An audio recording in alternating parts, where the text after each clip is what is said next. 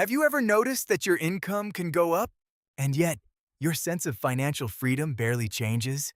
Not in a dramatic way, not suddenly, but quietly, almost invisibly. For many people in the US and Europe, the pattern looks surprisingly similar. You get a better job or a promotion.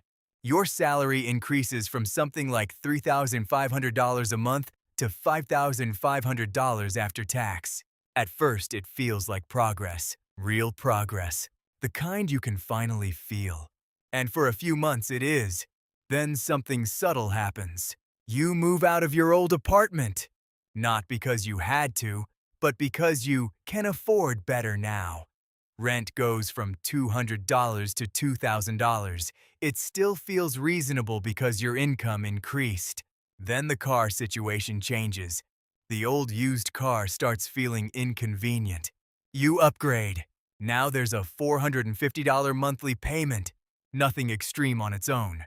Everything feels justified in isolation. Then come the smaller changes. More takeout, better phone plan, a slightly nicer gym. Weekend plans that used to feel occasional now become routine. And without noticing, your financial baseline shifts, not your income. Your definition of enough. This is where the real problem begins. Because if we look at the simple math, it becomes clearer. You started with $3,500 a month.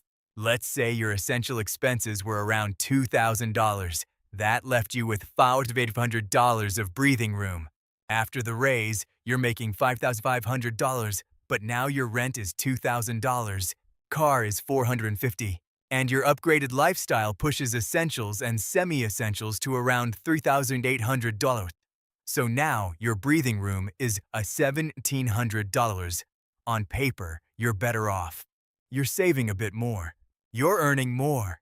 But emotionally, it doesn't feel like a breakthrough.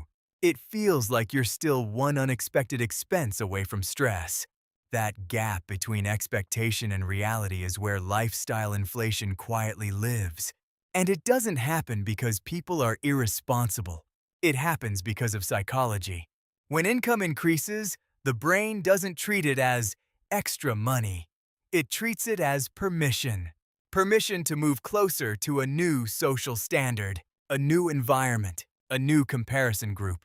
You don't compare your new salary to your old lifestyle. You compare it to the people who now feel closer to you economically.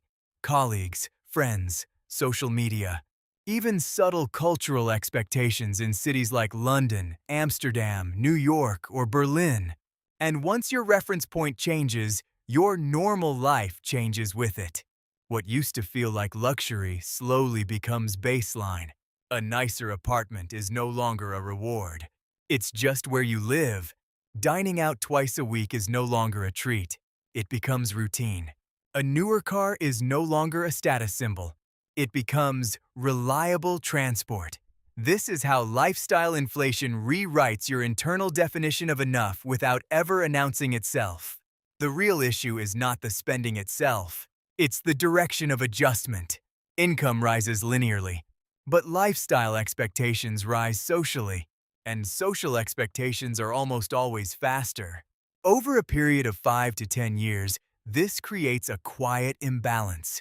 A person earning double what they earned earlier might only have 10 to 20% more actual financial freedom. Everything else gets absorbed into upgraded habits. And that is why many high-income professionals still feel financially stuck. Not because they don't earn enough, but because their enough keeps moving. The long-term impact of this is not immediate pain. It is delayed opportunity. Savings grow slower than expected. Investments start late or remain inconsistent. Financial independence feels like something always a few years away, never arriving. Meanwhile, obligations feel permanent. Rent locks you in. Car payments repeat. Lifestyle becomes sticky. The interesting part is that most people don't consciously choose this.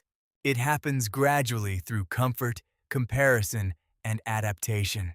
But there is another way some people operate. Not necessarily by earning less, but by separating income growth from lifestyle growth. That gap becomes something simple: space. Because the real difference is not how much people earn. It is how often they feel the need to upgrade their life to match it. So the question isn't whether lifestyle inflation exists. It does. The real question is whether your version of enough is being decided by you, or slowly adjusted by everything around you. If this perspective made sense to you, consider subscribing or liking the video.